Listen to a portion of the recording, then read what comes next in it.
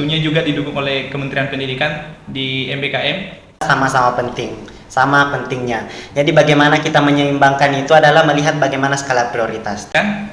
Karena saya sempat ikut di situ, jadi saya membuat inovasi baru.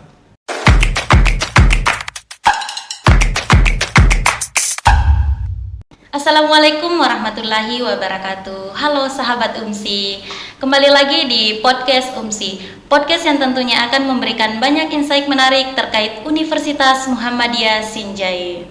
Nah, pada kesempatan kali ini kita akan membahas mengenai dua program Kementerian Pendidikan, yaitu program pembinaan mahasiswa wirausaha atau P2MW dan program penguatan kapasitas organisasi kemahasiswaan atau PPK Ormawa.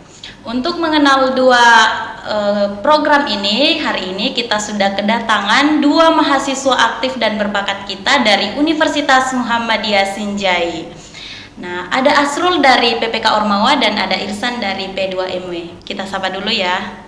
Halo Asrul. Halo Kak. Halo Irsan. Halo Kak. Oke, sebelum kita lanjut bincang-bincang mengenai dua program kementerian ini, mungkin Asrul sama Irsan bisa perkenalan singkat dulu nih ke sahabat-sahabat UMSI. Siapa tahu dari mereka ada yang mau kenalan nih sama kalian berdua. Boleh dari Asrul dulu. Oke, halo sahabat UMSI, perkenalkan saya Asrul dari program studi agribisnis. Saya merupakan mahasiswa semester 6 dan saat ini aktif di dua organisasi kampus, yaitu Himpunan Mahasiswa Agribisnis dan juga unit kegiatan mahasiswa kelompok penulis ilmiah Universitas Muhammadiyah Sinjai. Wah, keren sekali ya, sangat aktif di organisasi. Kalau Irsan gimana nih? Halo sahabat UMSI, perkenalkan saya Irsan. Saya merupakan mahasiswa dari program studi peternakan dan sekarang sudah menempuh semester akhir. Doakan semoga cepat selesai ya sahabat UMSI. Nah, saya mahasiswa yang aktif di beberapa organisasi juga, seperti di HMJ, itu sendiri itu Himpunan Mahasiswa Peternakan. Kemudian ada Ikatan Mahasiswa Muhammadiyah atau IMM, dan ada juga organisasi-organisasi luar. Nah, mungkin seperti itu. Oke, good job. Nah, sebelum nih kita kayaknya bukan cuma sahabat UMSI deh yang penasaran tentang P2MW dan PPK Ormawa. Saya juga sepertinya penasaran apa sih motivasi awal kalian untuk mengikuti dua kegiatan ini. Dari siapa dulu nih? Irsan dulu deh. Mengenai motivasi sih untuk mengikuti kegiatan kayak pembinaan mahasiswa wirausaha itu atau P2M, lebih kenal dengan P2M ya Kak. Nah, karena di awal itu pada tahun 2021 program ini awalnya dinamakan KBMI, kemudian berubah menjadi P2MW.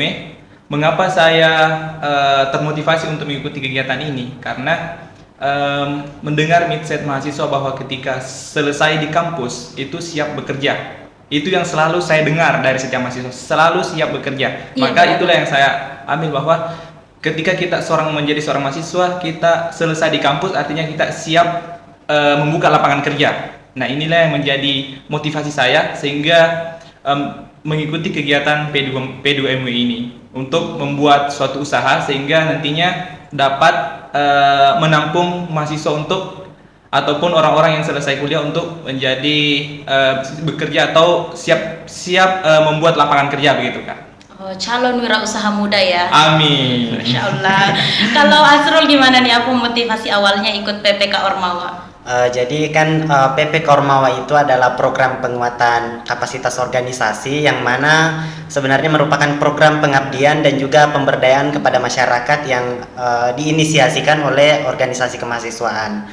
Motivasi kami dari tim PPK Ormawa itu kan sebenarnya kita selama di semester awal kan kebanyakan duduk dalam kelas saja. Mungkin dari situ ada perasaan jenuh. Ternyata ada program-program nih yang bisa kita ikuti yang benar-benar kita terjun membantu masyarakat di lapangan. Bagaimana kita bisa berkontribusi kepada masyarakat, membantu masyarakat sesuai juga dengan catur dharma perguruan tinggi, yaitu pengabdian masyarakat. Jadi dari situ tentu ada motivasi yang ingin lebih punya pengalaman lagi di masyarakat supaya bisa lebih berkontribusi aktif lagi di masyarakat. Oke Asrul, ini kan berkaitan dengan pengabdian kepada masyarakat. Sebelumnya apa sih respon masyarakat dengan adanya program ini? Ya, kalau terkait respon masyarakat, karena mungkin di awal pertama kali kami datang ke sana itu masyarakat itu khususnya pemerintah desa itu menyambut kami dengan baik dalam artian siap bekerja sama dengan tim PP Kormawa itu sendiri. Kemudian dari respon masyarakat setelah kami menjelaskan seperti apa yang akan kami laksanakan, yaitu kemarin adalah pengembangan pariwisata dan juga UMKM, dari masyarakat itu sendiri ternyata sangat tertarik. Misalnya masyarakat yang pelaku UMKM itu sendiri sangat tertarik, mereka ingin dibantu misalnya terkait dengan penerbitan NIB maupun sertifikasi halal, mungkin seperti itu, Kak. Keren banget ya, luar biasa banget ini. Kalau Asrul gimana nih? Apakah sasarannya ke masyarakat juga atau khusus mahasiswa atau gimana nih? Asrul apa Irsa ini? Oh, Irsa, ya sorry. Ini kan narasumber baru ini. Ya, kalau mengenai respon masyarakat sih Kak, mengenai kegiatan yang kita ikuti, karena kan ini adalah kegiatan wirausaha, artinya kita kan terjun langsung ke lapangan gitu Kak, artinya menjajakan apa yang kita jual begitu. Karena kemarin saya di tim saya ini mengangkat wirausaha mengenai salah satu daerah yang ada di Sinjai Barat, penghasil susu. Di sana itu inovasi susu, pengembangan susu luar biasa sih Kak, tapi inovasi masyarakat hanya dibuat olahan seperti es, itu toh saja, sehingga kami di tim kami ini membuat olahan baru, yaitu membuat dangke. Nah, dari dangke ini kita olah menjadi satu abon. Nah, kemarin itu kami mengambil judul usaha kami itu Abang Nikah. Apa itu? Abang Nikah itu abon dangke nikmat dan sehat. Iya. By the way, dangke itu bukannya racun gak sih?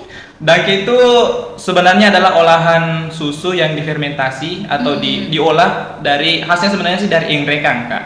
Tapi karena adanya susu di Sinjai Barat itu kita olah sehingga hasil olahan susu ini menjadi dangke menggumpal. Oh, nah, itu yang kita olah sehingga berubah menjadi abon. Menarik Dan respon masyarakat sih sangat positif sih untuk kegiatan ini, karena khususnya di kalangan mahasiswa, karena di kalangan mahasiswa ketika pulang kuliah kan ingin praktis ketika mau makan begitu kan. Iya, benar-benar sih, anak kos apalagi. Nah, itu tentunya. Nah, kita buat olahan ini sehingga lebih praktis ketika misalkan mau langsung ketika pulang dari kuliah misalkan ada abon dangke, kita langsung campur dengan nasi, ini bisa langsung dimakan langsung. Lebih praktis lah. Jadi setelah kegiatan itu gimana kelanjutan usahanya yang itu? Kemarin kelanjutan usaha sih sempat berlanjut beberapa bulan, beberapa tahun sih Kak, tapi karena adanya kesibukan masing-masing di tim kita, contohnya saya kemarin di tahun 2000, kan kegiatan ini tahun 2021 yang sempat saya ikuti. Iya benar. Kemudian di tahun 2022 saya mengikuti kegiatan lain yang tentunya juga didukung oleh Kementerian Pendidikan di MBKM, kayak Wirausaha Merdeka. Karena saya sempat ikut di situ, jadi saya membuat inovasi baru. Saya membuat olahan baru karena daerah kita sebenarnya adalah daerah yang cukup kaya akan penghasilan alam, hasil alamnya kan, seperti gula merah. Nah, daerah saya yang tempat tinggal saya itu Sinjai Borong merupakan daerah penghasil gula merah luar biasa juga, banyak, sehingga pada saat mengikuti kegiatan Wirausaha Merdeka saya mengangkat usaha yang saya buat itu si manis dari Sinjai loh. Si manis dari Sinjai loh. Biasanya si manis dari Jembatan Ancol. Iya. Si manis dari Sinjai loh. Kenapa ada lo-nya? Karena kan kita di Sinjai itu identik dengan lo ya. Lo gitu. Di akhiran kata pasti lo. Jadi untuk untuk lebih dikenal si manis dari Sinjai loh, maka saya tambahkan di belakangnya ada lo. Nah, ini merupakan olahan gula merah yang dibuat menjadi gula merah berbentuk gula pasir begitu Kak. Oh, semacam bubuk begitu? Iya, bubuk begitu. Nah, ini kita olah, kita kemas, kemudian kami ikutkan kemarin di kegiatan Wirausaha Merdeka di Universitas Muhammadiyah Makassar. Keren banget gak sih? Dan ini juga alhamdulillah dapat pendanaan dari tempat kami mengikuti kegiatan tersebut. Tapi kalian berdua ini kan ikut kegiatan seperti ini tim ya? Benar? Tim. Oke. Kalau misalnya Asrul nih, kalian kan tim. Terus bagaimana sih cara kamu menjaga harmonisasi dalam tim? Misalnya ada nih yang beda pendapat atau tiba-tiba ada konflik. Bagaimana cara kamu menyeimbangkan harmonisasi atau dinamisasi dalam kelompok? Ya, baik. Jadi kalau untuk yang namanya perbedaan dalam kelompok itu tentunya pasti ada. Tentu kami dari tim yang paling utama yang harus dijaga itu adalah komunikasi tentunya. Karena dengan komunikasi yang baik antar satu tim dengan tim yang lain itu tentu ini akan menghindarkan yang namanya miskomunikasi ataupun kesalahpahaman. Jadi ketika ada permasalahan tentu kami akan bicarakan, komunikasikan kepada semua tim seperti apa, minta pendapatnya si A bagaimana pendapatnya tentang program ini, si B bagaimana, kemudian kita satukan supaya semua tim ini merasa bahwa aspirasi atau pendapat mereka ini bisa didengarkan. Jadi kita satukan, kemudian kita komunikasikan lagi yang mana yang terbaik yang akan kita lakukan. Itu yang kami gunakan untuk menghindari miskomunikasi atau mungkin perselisihan antar tim. Jadi intinya adalah komunikasi. Oke, kuncinya adalah komunikasi. Komunikasi. Kalau Irsan gimana Irsan? Nah, betul sekali yang dikatakan Asrul ini, Kak. Komunikasi, tentunya dalam mengolah suatu tim, komunikasi lah yang sangat perlu. Ketika misalkan komunikasi terjalin dengan baik antara orang yang satu dengan orang yang lain, pasti akan terjalin hubungan baik. Jadi itu intinya dalam satu tim, ketika membentuk satu tim, kita harus komunikasi yang baiklah antar orang yang satu dengan orang yang lain. Ini yang sangat perlu ditekankan. Dan juga mungkin ketika pembagian job dalam satu organisasi harus disesuaikan dengan keterampilan dari setiap orang itu. Artinya misalkan dia bisa atau mahir di desain, maka dia didesain. Ketika dia mahir di pemasaran, maka dia di pemasaran. Artinya komunikasi yang baik dengan orang lain seperti itu. Jadi sesuai dengan kapasitas masing-masing. Sesuai dengan kapasitas masing-masing. Benar-benar sih. Oke, terus kalau misalnya kalian kan masuk aktif juga nih di UMSI. Gimana sih cara kalian menyeimbangkan antara organisasi dengan kegiatan seperti ini dengan akademik kalian di kampus? Irsan dulu deh. Nah, kalau saya sendiri sih Kak, harus melihat yang mana menjadi skala prioritas dan yang mana skala rutinitas. Nah, kita harus dapat mengolah yang mana yang kita harus kerjakan dulu dan yang mana kita kerjakan nanti. Tapi tetap melihat bahwa ini dua-duanya penting. Artinya kita harus siap-siap membagi atau jangan sampai ada korban salah satunya. Iya, benar-benar. Ibarat kata sih Kak, ketika kita sibuk di akademik dan sibuk di organisasi misalkan. Ketika misalkan ada yang mengatakan bahwa ketika seekor burung itu ingin terbang, dia akan mengepakkan dua sayapnya. Nah, saya mengibaratkan bahwa di kedua sayap ini, sayap kanan itu adalah organisasi dan sayap kiri adalah akademik. Ketika salah satunya tidak seimbang, ketika salah satunya sakit atau tidak berjalan, maka tidak akan bisa terbang. Iya. Itu oleng burung. kapten. Ya, seperti itu. Oke.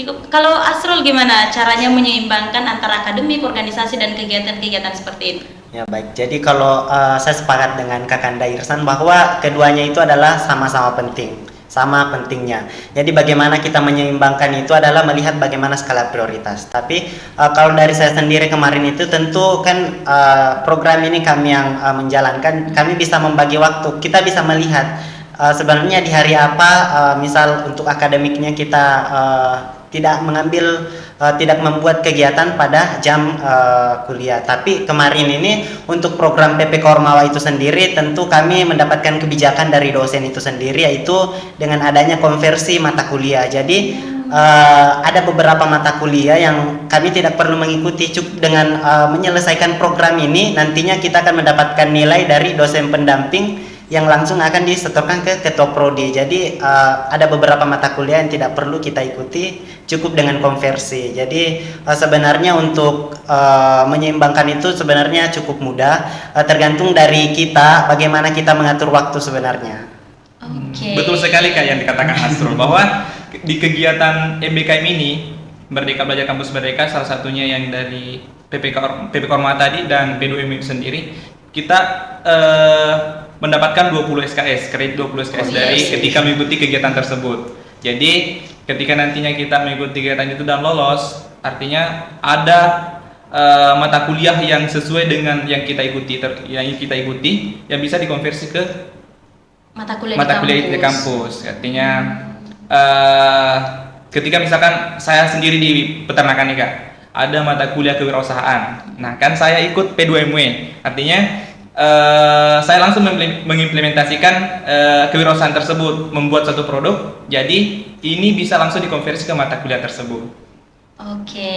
Nah, itu baiknya ketika mengikuti kegiatan kementerian. Keren-keren ya. Iya. Menurut kalian apa saja sih benefitsnya selain konversi tadi? Saat kita mengikuti kegiatan-kegiatan kementerian seperti ini, benefitsnya mungkin, keuntungannya untuk kalian. Asrul. Ya, kalau keuntungan itu tentu mengikuti program MBKM itu banyak sekali kalau menurut saya. Selain kita kemarin lebih dekat kepada masyarakat. Kemarin kan kebetulan programnya kami adalah pengembangan manajemen entrepreneur, potensi pariwisata Malendren dalam meningkatkan perekonomian masyarakat. Jadi dalam artian tujuannya kami di PP Kormawa kemarin itu adalah untuk meningkatkan perekonomian masyarakat. Dengan adanya program ini kami merasa bahwa kami juga bisa berguna untuk masyarakat. Misalnya dengan kemarin ada sekitar 30 pelaku UMKM yang kami bantu untuk penerbitan NIB-nya atau nomor induk berusaha. Kemudian kami juga tentu membantu pemerintah desa dalam pengembangan pariwisatanya, dan alhamdulillahnya kemarin Desa Panaikan itu lolos sebagai juara 3 di kejuaraan lomba desa Nusantara. Kemudian tentu selain itu ada benefit lain, misalnya saat ini kami ketika tim ini berwisata ke Pantai Malendreng biasanya kami tidak perlu bayar, bahkan dari pelaku UMKM di sana itu sendiri memberikan kami makanan secara gratis. Itu keuntungan sekali. Ikut ya. Nanti kalau saya ke Malendreng saya bilang kalau saya dari BP Kormawa gitu ya. Iya, tapi harus panggil Asrul. Sebenarnya karena seperti ini kami selama kurang lebih 5 bulan dalam pengabdian ini, jadi kami bisa lebih dekat lagi kepada masyarakat. Jadi masyarakat bisa benar-benar merasakan dampaknya, dan kami juga tentu ada kebanggaan tersendiri di dalam diri ketika benar-benar ada program yang bisa membantu dan juga memberikan dampak kepada masyarakat. Seperti itu. Oke, keren banget sih ini. Kalau Irsan gimana nih benefitsnya mengikuti P2MW? Benefits dari kegiatan mengikuti kegiatan kementerian sih Kak. Kalau saya bercerita bukan cuma dari P2MW itu saja. Saya sebenarnya sempat mengikuti beberapa kegiatan yang dilaksanakan kementerian. Utamanya dari yang kemarin ada P2MW, kemudian ada Wirausaha Merdeka, kemudian ada studi independen, dan ada magang bersertifikat.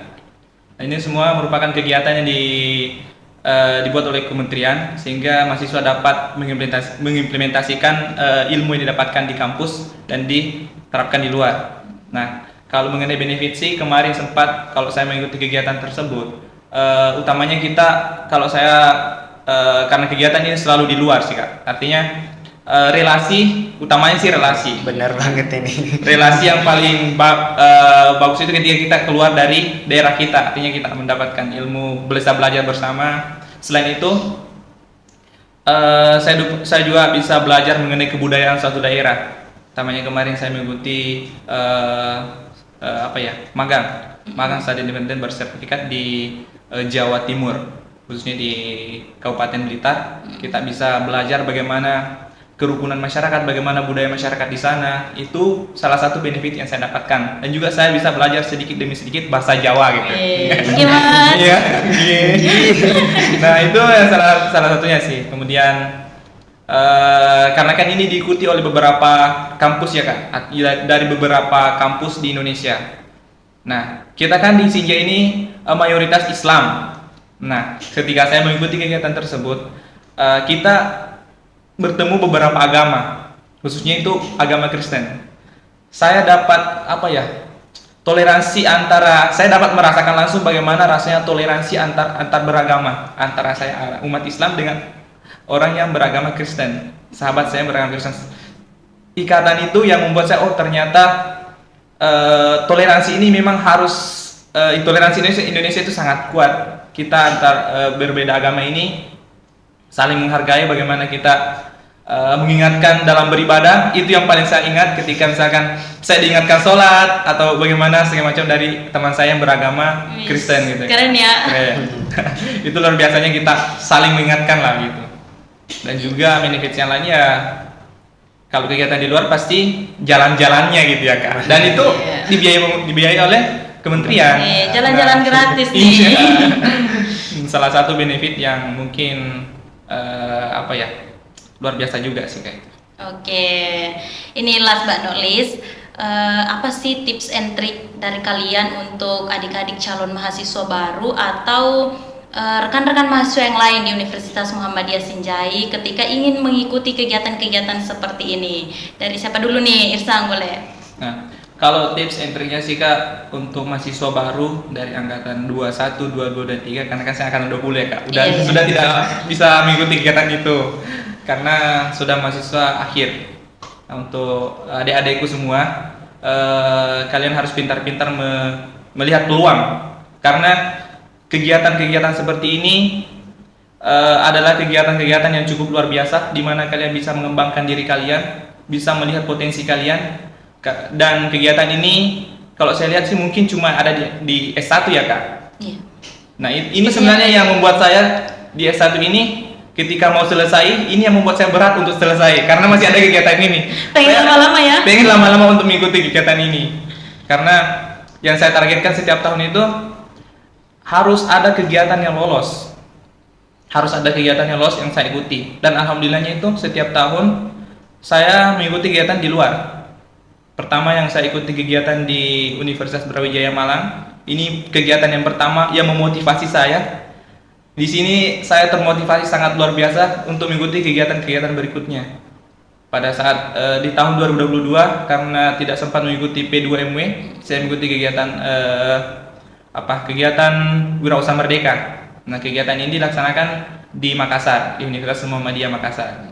Nah, kemudian di tahun itu juga sempat ada kegiatan studi independen. Nah, kegiatan itu dilaksanakan di Universitas